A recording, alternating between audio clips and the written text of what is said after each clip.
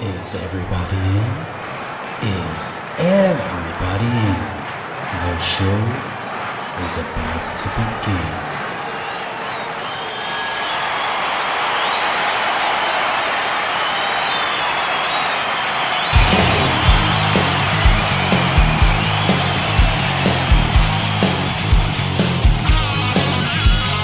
Welcome to the podcast, concerts that made us, interviews and stories, tales from the bus. We love taking you back to when it all went down. The greatest live shows and the cheering crowd sound. It's concerts that made us, concertsthatmadeus.com.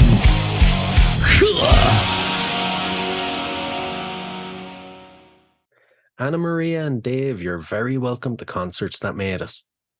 Thanks for having us. Thank you. I'm looking forward to diving into your music over the next bit. Now, you released a track last month, and I have to say, I can't stop listening to it. Love is a Battlefield. It was out on the 13th of October. As I said, I love your version of it. Can you tell us a bit more about it?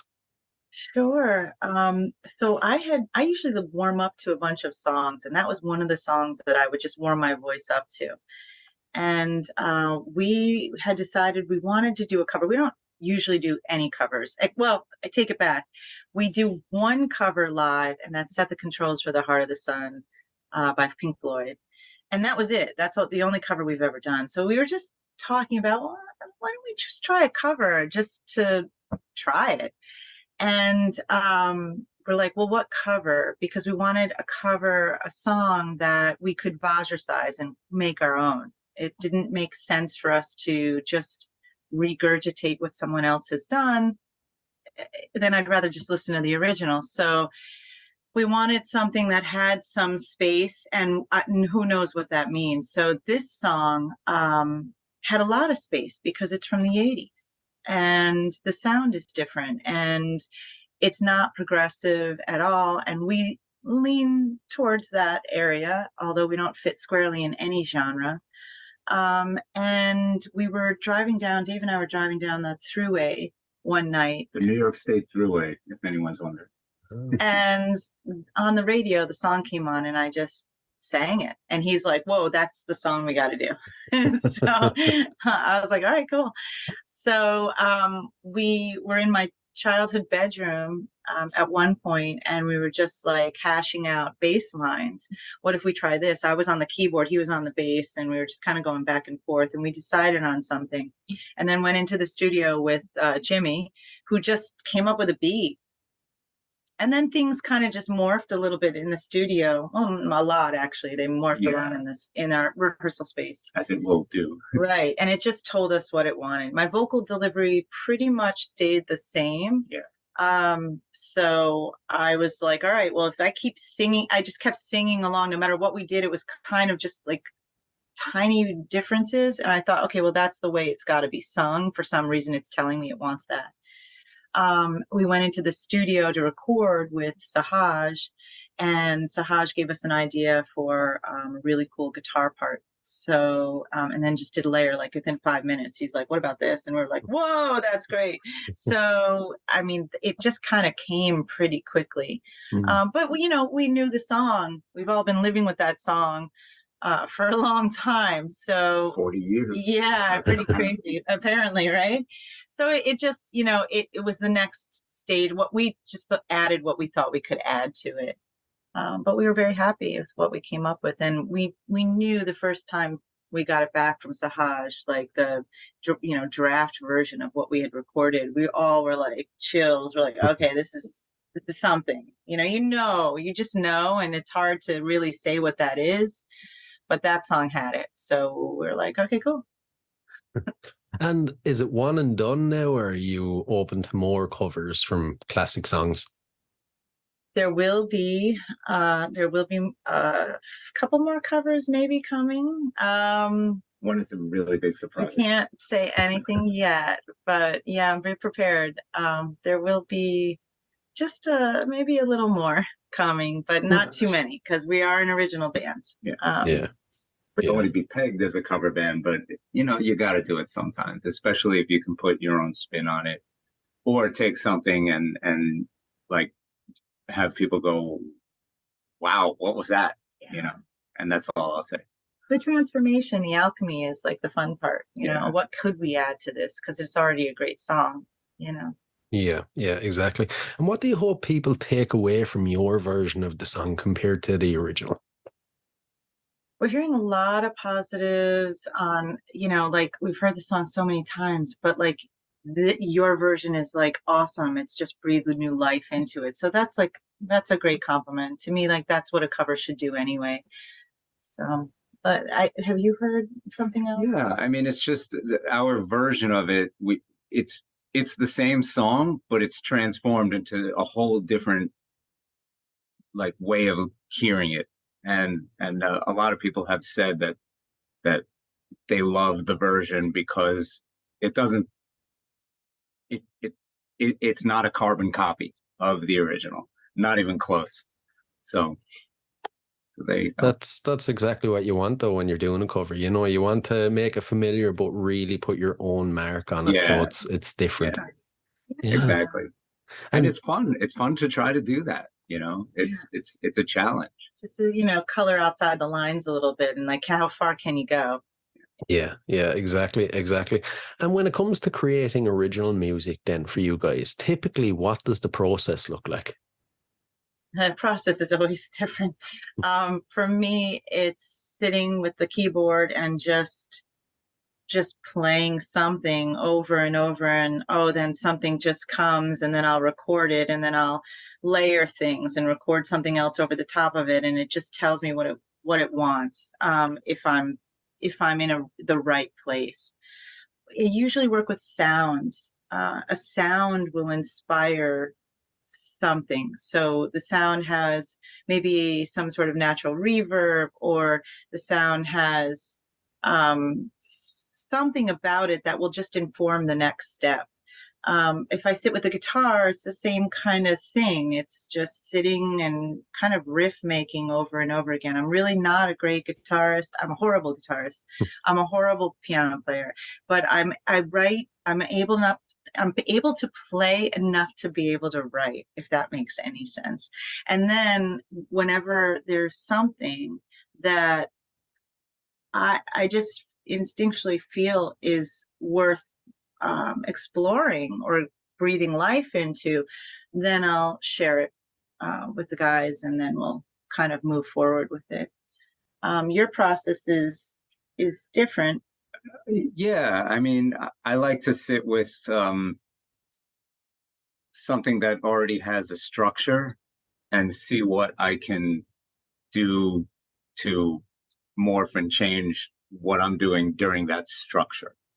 So, you know, which kind of harkens to how she wrote Pleroma, the first album, and how I didn't play guitar on that, but how the guitar player already had a song structure, and they really like tailored guitars to what was there, you know. Yeah, everything was like already there for Pleroma. Guitar was really tough because there was just almost like it was dense and there was no space for guitar. We're like, well, what are we doing with guitar? Guitar was the last instrument for Pleroma that we even just like created melody lines and everything for. It was just weird. But that's a whole nother story. Sorry, I interrupted you. No, it's okay. It's okay. But that's kind of how I like to do it also. You know, I could write a riff and then be like, hey, I got this riff. But I mean, I'd rather have something that I'm vibing off of in the first place, I guess. I'm more big picture. He's more like he goes in, which is perfect. Yeah, it's a good match. Yeah. And, you know, the first thing anyone will notice about you guys when they listen is you have a very unique sound. You don't sound like anyone else. How did you guys discover your sound? Where does it come from? I still don't know what my sound is. You know, it comes from communion with spirit. I mean, to me, there's divinity in creation and music, and it's just basically catching an idea. Here you hear it, and you create it, recreate it using the instrumentation that you have. when you talk influences, it's just so weird because everything's an influence. A film is an influence. David Lynch's Mulholland Drive, when they're driving down the street with the cars at the intro, section, that inspired India, which is this interlude that we have on Pleroma. I mean, it's just like stuff like that. I lived in India for 5 years. So the classical Hindustani and the ragas that I heard all the time, that informed the writing process. It informed specifically the rhythms and the notes, because the note system is completely different than Western music. So that's been a huge influence, but also spirituality. Gregorian chanting is huge. Music that you'll hear in spirituals, and that could be any religion or non-religion. It could be like just a culture that gets together and this is what they sing. Native American flute music is just like, whoa, blows me away. It always has. So I have all of these things that are kind of churning within me. And that just it just comes out when I sit and, play with whatever I'm playing. I'm trying to think if there's anything else that the leaf falling from the tree, what does that sound like? What does it look like? What does it look like and sound like to express what I'm feeling right now? How would I put that into a sound, whatever sound I have available at that moment? How do I play with that sound in order to express what I want to express?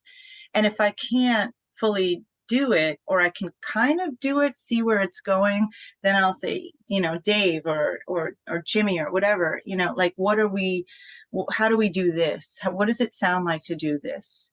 And then have them come up with something that inspires something else or changes it completely. That's kind of how I think about it. So I don't know how the sound just kind of came. It just came out of life, my life experience. Musically, I mean, there's just, so much, like I said, Gregorian chanting, classical Hindustani, Arabic music, all of that always hit me, the Native American stuff, pop music, Madonna, Prince, I mean, all the greats. Of course, that's infused what I do. Classical to some extent, because I started at violin at 6 and flute at 8, and it was all classical music. And then at Juilliard, when I studied there, composition, it's all classical. So, but classical is beautiful, and I love classical, but I like more of a Middle Eastern generally, or an East classical Hindustani flair. That hits me. Does something to me. It moves me. What I kind of love is that there doesn't seem to be any boundaries or any doors closed. You will go anywhere with your sound and use any instrument, use anything at all to create that sound. Yeah. To me, it's one life. It's just one big exploration. Why put a limitation on it at the beginning, at the outset?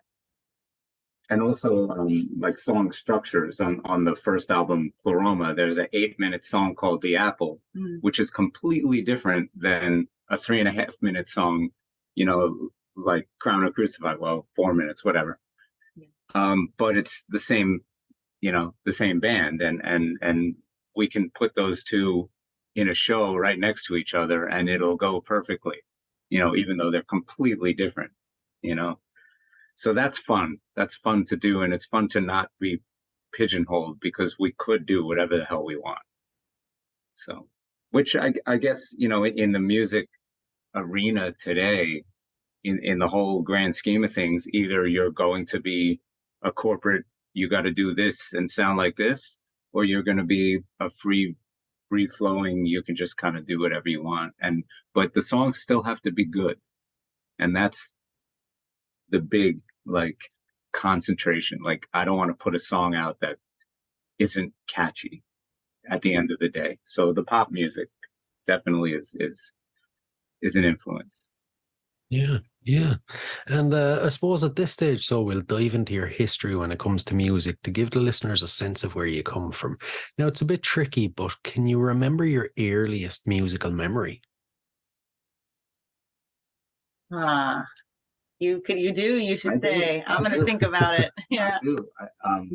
My mother listening to the radio, and my parents had gotten divorced, and I remember my mother listening to all those sad '70s songs, you know, and that stuck with me because to this day, my favorite music is '70s music, along with metal and stuff like that. But I hear those one hit wonder '70s songs, and I still get that rush, the yacht rock, all that stuff. But they're all sad.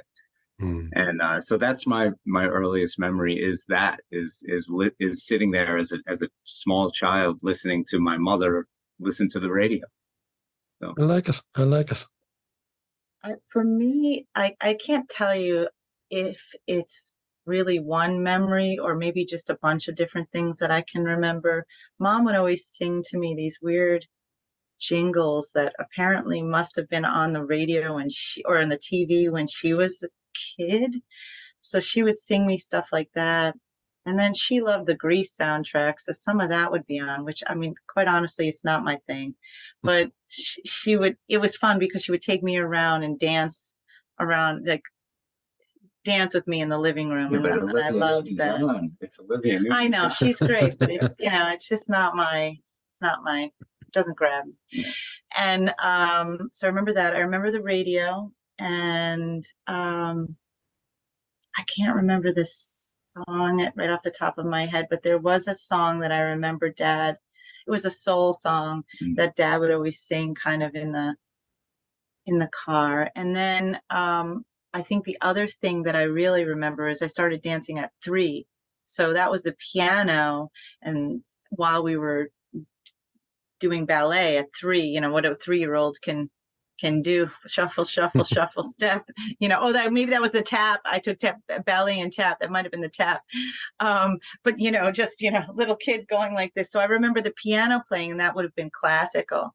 So it would have been a combination of some sort of classical piece, some sort of radio pop piece that my father, and then some old stuff that my mother would have had in her memory that she would have sung to me as a kid, some sort of jingles, and then a soundtrack. Then again, Star Wars, that too. It's a good mix. I do remember that. I had that soundtrack too. I like it. And if you had to pinpoint the exact moment that kind of sparked a desire to become a musician, to really become a musician, what would you say it was?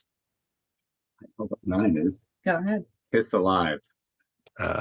When I was a kid, I got that for Christmas. I must have been 8 years old, and I wanted to be Ace Frehley or Gene Simmons. It didn't matter. But as a kid, getting that, they're superheroes, those guys, and the live sound of it with the cheering. I've come to realize that maybe some of that cheering sound is a little fake on the album, but just hearing that and hearing Ace play guitar, that's my first, I was again a small child, but like dreaming of that stuff. So I mean, for me, it was probably Madonna. She was just so cool, and she still is so cool. But I think I just love that whole, I don't know, everything that comes around with it. And it's just everything. It's who she was, it's her fashion, it's her music, it's her ability to break boundaries, all of that.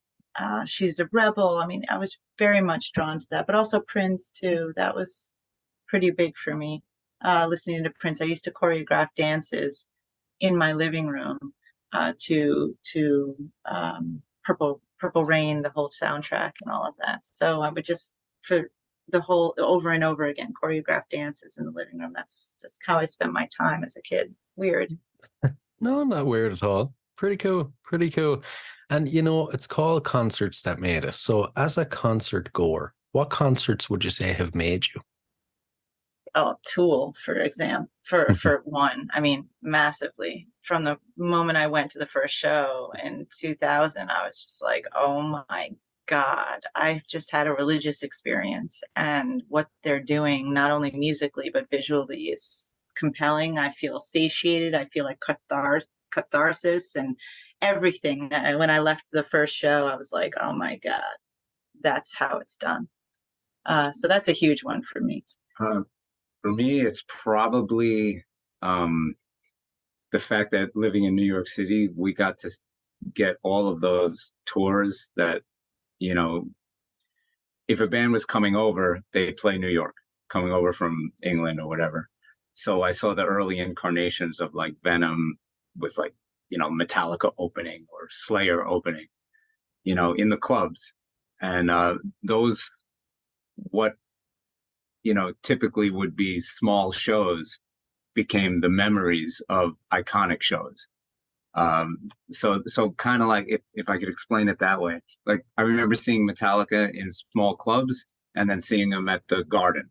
Oh my and God. seeing that growth. So that, I think, is what I look at. Like they're just the four guys, but now they're doing it huge. But I've seen them do it small, and they still did it huge when they did it small. So that's what we try to bring forth in our show, is doing it huge, even if it's small. If it's a small stage, try to make it as big as possible with lights, with everything that we do, with the way we interact and energy on stage. All of those bands that are huge were small at one point. And I think those are the concerts that really made me, you know, especially if I'm going to port that over to being a musician and doing it also. I like it. It's a good one. And you guys went on a small run of shows last month. How did it go? Oh, so good to be back out. We were just talking to our agent now about getting back out in the early part of next year. It's just, if we're not out, it just feels weird. It's like, what are we doing? Yeah. You know? So it was awesome. It was really great. It was way too small a run of shows. It was too short. I wish it was longer. Way too short. Next year we'll do a lot more. But like she said, just getting out there, putting my amp on stage instead of in the rehearsal studio, you know, like it's like, yeah, that's why I got this 412. You know what I mean? Whatever the case is, you know, it's great to play. And we played a September morning, which was really cool. We were opening for them, and it was just cool to see, you know, what they're doing, what we're doing, how we're different, how we're the same, what we're bringing, all of that sort of thing. So camaraderie was, you know, just really great to be with another artist and on the road and kind of go through it together. I love that as well. Yeah. Was there any personal high points along the way for you guys? Yeah, like this Mechanicsburg show that we played at Love's Draft. Just, I don't know, you know, like the forces were working with us, or we were working with the forces that night. It was just, I mean, we felt like on fire. And again, there was like a moment in the set when I had chills and I was like, oh, that just felt so freaking cool. Yeah. So that show for me was, but I think for most of us, it was like, that was a great show. Great show. There was also a moment, the third show in Pittsburgh, where I knew that there was a kid that came down from a different state. A different state. And his favorite song is a song that we never play. And we were playing it for this run, and we're probably going to play it from now on because it's a great part of the set. It's called 3.14. He had expressed, you know, via email or a message that was his favorite song. And I knew we were playing it, and I knew we never played it before, so nobody was expecting it. And I couldn't wait to see him see us play it. And I think we did a good job presenting it. You know, we delivered well. I played well. She sang well. It was great. And I was just like proud of that. You know, like I know that this kid has no idea we're playing this song. He came up afterwards and he was just like, oh my God, you know, and actually I set it up beforehand because I think we generally know a lot of our fans. We keep, you know, we respond on the socials and stuff. And this kid has really just been the music, he was going through a tough time in his life apparently, and the music really helped him. That's what he's expressed to us. It was like a beautiful story about how he's expressed to us, but how our music has affected him. Yeah. And so we knew this, and I think I set it up beforehand, didn't I say? And I called him out from the stage and said, I think you're gonna like, then you're gonna feel this next song. Yeah. And then he was like, went into it like, so it was just awesome. It felt really great. So moments like that, and that's why you get on stage. It really feels good to do that, and to have that I'm on stage and I'm looking forward to a moment. You know what I'm saying? Yeah. It's like we're sitting in this space. Hopefully, if we're doing what we should be doing, is just emptying ourselves so that this energy can move through us, so that the audience can be involved in that. It's a co-creation process, and that's why the live experience is so awesome. And that's why we're like, we got to get back out, because like, it's cool to write. I love writing. I do love writing because it's the beginning of that, for that song. It's a meditation, but so is performing. It's the same thing. And now you have you have all these other dynamics that you can work into your performance, and the energy that you've already grounded yourself in. So it's cool. It's really cool. Yeah, yeah. And for any listeners that haven't been lucky enough to catch one of your shows, tell us all about it. Give us the full experience if you can. I mean, for me, it's a ritual. It's a ritual. It's not just getting up on stage and playing or singing. It's cleansing the space. So I have sage, or I have Tibetan bells that I'll chime. I will cleanse the stage before we go on. While we're setting up. While we're setting up. Generally there's that 15-minute between band, crazy setup time, unless you're playing coliseums or whatever. So during the setup, we try to make that, because people are watching, we try to make that part of it. So yeah, I mean, it starts from that moment. From my eyes, it's like, okay, the stage is now ours. Let's cleanse this energy that's here. Let's cleanse the energy in the room and get us all prepared for what's coming next. And what's coming next is, depending on the set and what we're conveying for the tour. So, we're still playing, we're doing a lot of Recala stuff still, because that's that was the last release, but we're also combining that with Pleroma, and we usually have a theme for the tour, or the mini tour, whatever it is, and that theme, the costume that I'm wearing will play into it, what they're wearing will kind of play into it as well. What we have, the set list is going to play into it, and the light show will play into it. So we craft our own light show. And for each song, what are we conveying, and how does the light show accentuate what we're conveying musically? There are just moments where we touch in and we touch out, but I really don't like to speak so much during a show. I think for me, the words pull one out of the hypnotic flow of the show. So I really don't speak that much, maybe 3 times, maybe even less, maybe twice. So that's an important thing to the flow. And then the set just depends on also the timing. So every show is different depending on what we're doing, and the tours are different. So for an opener, we're not getting an hour and a half set. So the flow then is going to be a little bit different. For a half an hour set, it's like a potent thing that comes in and then comes out. For a little bit longer, you can play with the space a little bit more. But definitely one major thing that we like to do is to transform the space if we've done it properly. If we can transform the space and someone can come out feeling a little bit different or more inspired, then that's like the best thing that we could do. Yeah, it sounds pretty cool. Sounds like a great night now, seeing one of your gigs. When you think back, over all the gigs you've played, is there one that sticks in your mind as maybe the most perfect experience you've had? Well, certainly not the one where I was attacked on stage in Vegas after the shooting. Oh my God. And that was pretty crazy. The most perfect experience. I don't think of it like that, where the whole show would be a perfect experience. I think more like there are moments that are really beautiful moments. When we played the Chance in my hometown in Poughkeepsie, being on that stage with all of the energy from all of like the greats who have played on that stage, that felt amazing because that informed our performance. And then my family was in the audience. Some of my childhood friends were in the audience. So that was very warm and beautiful. And just like we had a great show. We were opening for Avatar.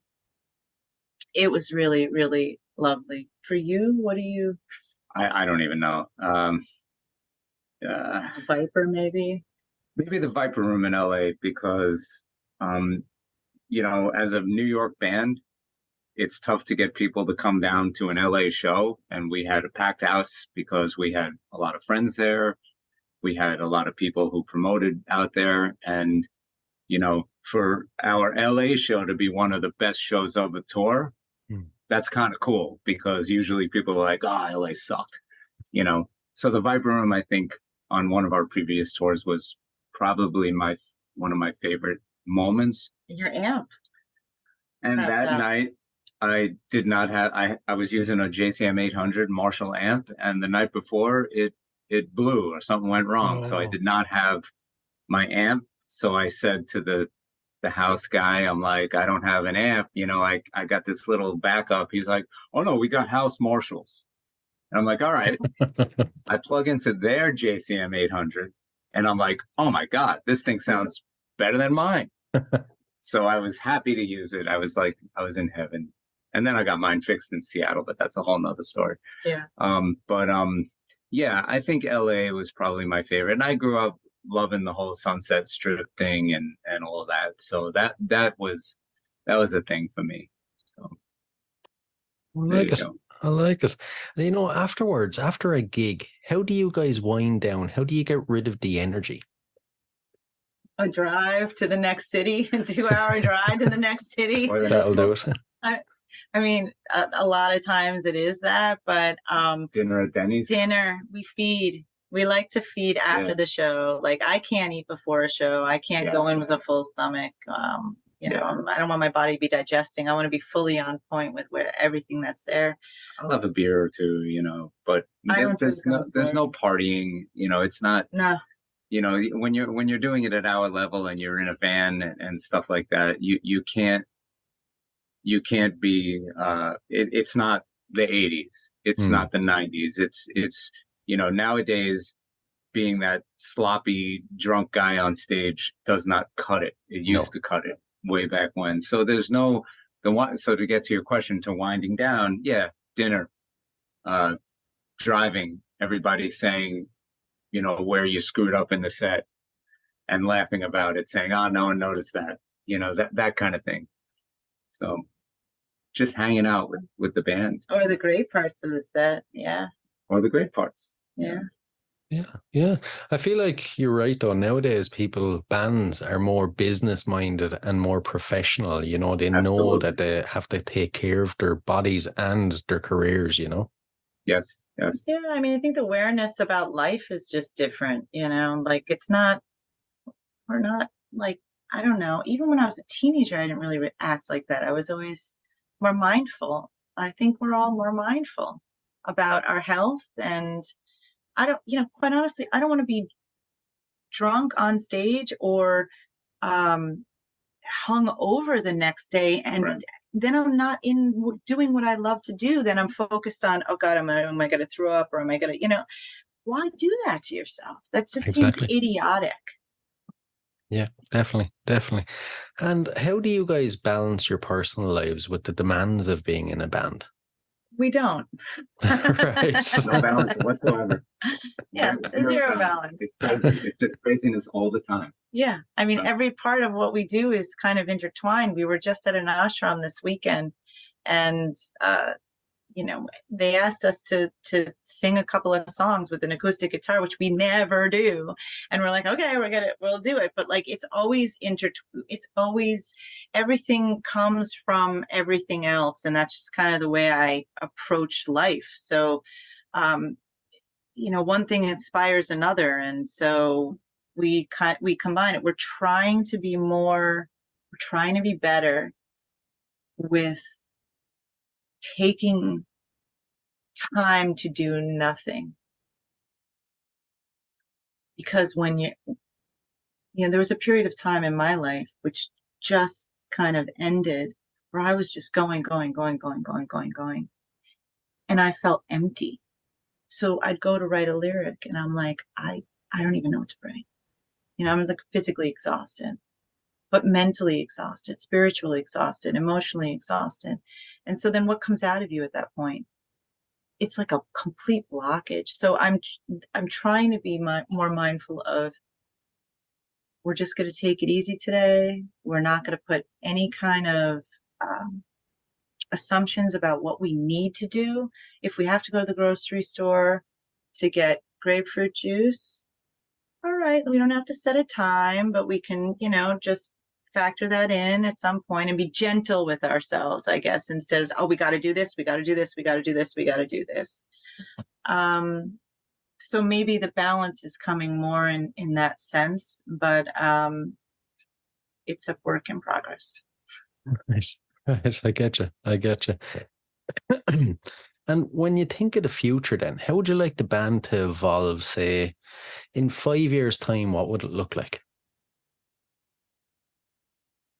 Good question. I will say I don't put assumptions on things necessarily because I want to keep the palette open, but how great would it be to be selling out Madison Square Garden? I mean, come on. Who doesn't want that? True. Like, who doesn't want to be on a tour with Tool or Perfect Circle or, one of the great bands that you love? That would be amazing to manifest something like that. It would be great to bring what we do to a greater audience in whatever manner that is. It's important that we're truthful, honest, and what we're doing is potent in the sense that it resonates. But we can't necessarily control that. So the only thing we can control are our own actions, which would be an honesty that comes through in the music. That's all I can say. Yeah, I'm excited about the upcoming year because we have a lot of stuff that we're going to release. A new album, but there's a bunch of songs on that album, so I'm excited about all of them. And that's I look at it a little more pragmatically. Like, let's release this, let's write the next one, let's release that, and build and build and build. And we're all excited to get on stage, we're all excited to build, and we're all excited to see where this goes, and we have no idea where it's going. But we can always just keep our focus on movement up. Well, the focus for me is not even on the movement up. The focus is on just doing more of what we love doing, which is creating and performing. Right. So, and you lose that when you're looking at your numbers and all that, and the social medias and all this. Constant, yeah, the business aspect, and then what are we doing next? Like, we have an agent now for booking, which is great because in the past I would be booking it. So we'd come off the road and I'd be booking the next tour. Like, it was way too much work, way crazy. And it's like, so now I'm a booking agent instead of a musician. So like, you fall into these, it's really hard right now for a lot of artists, but everybody knows that, but it is hard because you're doing everything yourself, everything from top to bottom. Unless you have a major label deal, but that's just so rare right now, especially in metal or rock music. It's just, what are we talking about? So, there is a recalibration right now to deeper creation, more creation, and less business stuff. Whatever happens, happens. Throw it up to the air. As long as we're doing what we love doing, let these other guys, they will come to move it forward for you.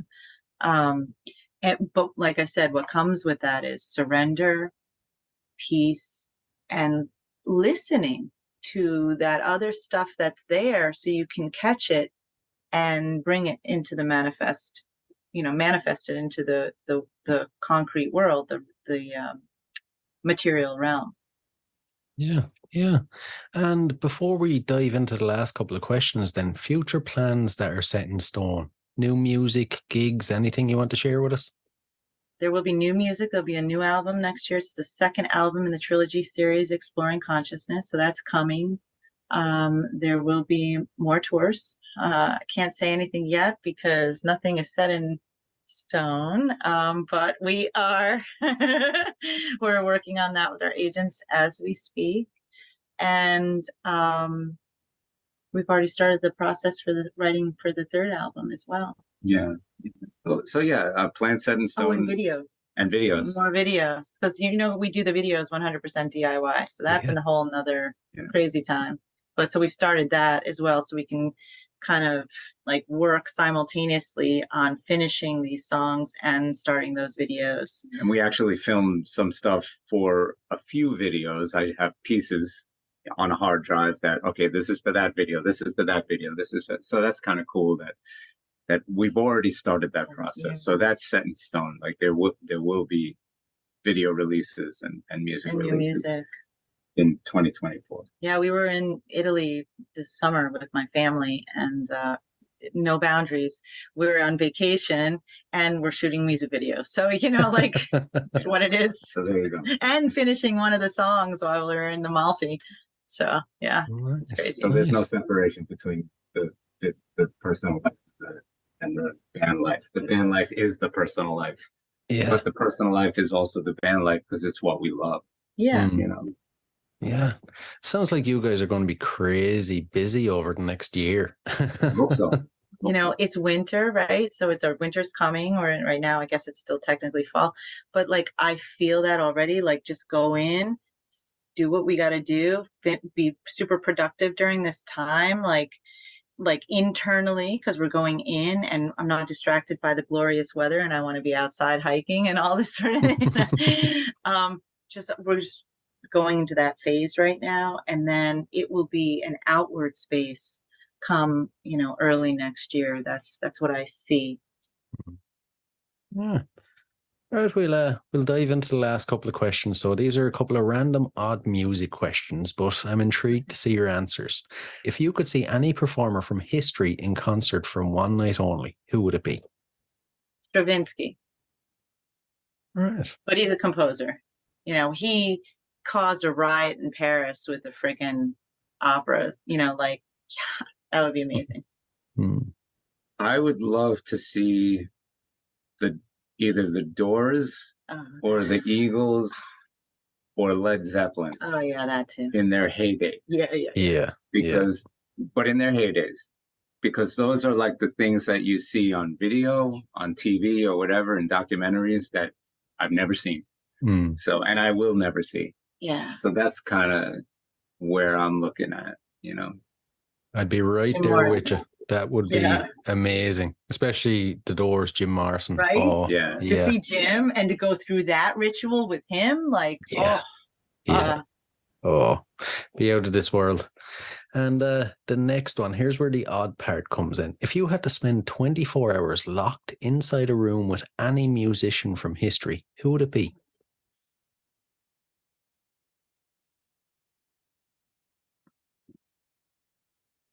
It's so hard to limit to one person. I mean, I'm going to say as a guitar player, and I've been going down this rabbit hole recently, so that's why I'm going to say it, Eddie Van Halen. Because I would just be like, all right, show me what your hands are doing, Makes sense. Makes sense. This is hard for me to answer.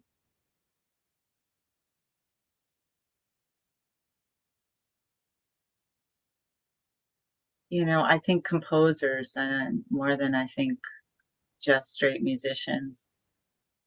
But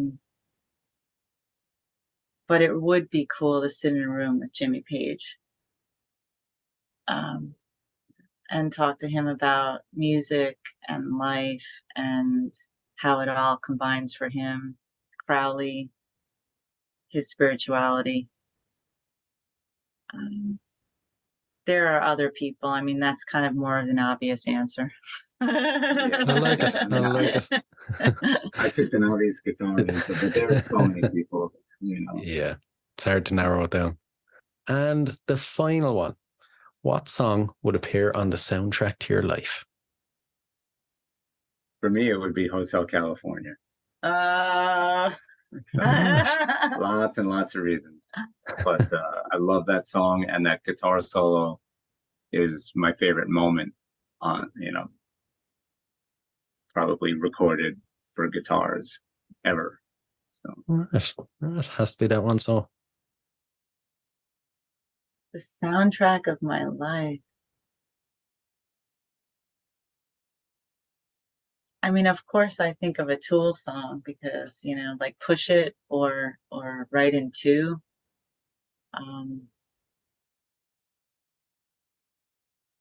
Those are like songs that I just constantly gravitate towards, and they morph and change, and they start and they grow, and then they crescendo, and then they come down.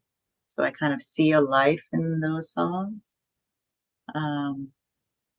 And there's gentleness, and there's a lot of dualities in the songs, both of those songs, and I think I really respond to that, and I feel like my life is a bunch of that. perfect. Maybe one of those. I'm going to add that another reason why I chose Hotel California is because to me, like, the perfect scenario is that whole like California, sunny, everything is, beautiful, but there's that undercurrent, that underlying evilness or whatever of everyday life that, the song will talk about, or what you can get from that song. Well, so there's no exit, Yeah. I mean, that's what I think they were thinking of when they wrote that, right? It was Sartre's No Exit, so, which is amazing, right? I don't know if you've read it yet. It's just like such a great story. We've got it somewhere here. Yeah. Two great choices. Brilliant.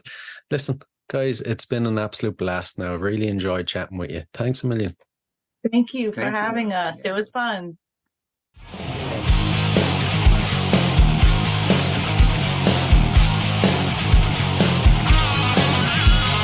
Welcome to the podcast, conscience that made us, interviews and stories, tales from the bus.